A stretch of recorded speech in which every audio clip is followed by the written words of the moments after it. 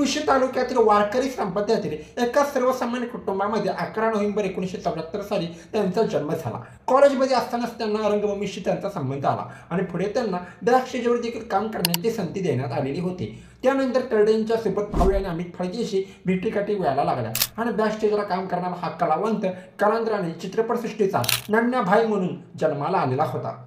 1990 साली 12वीच्या प्रत्येक पेपरला किमान अर्धा तास तरी विद्यार्थ्यांना बसला पाहिजे असा नियम त्या काळी होता.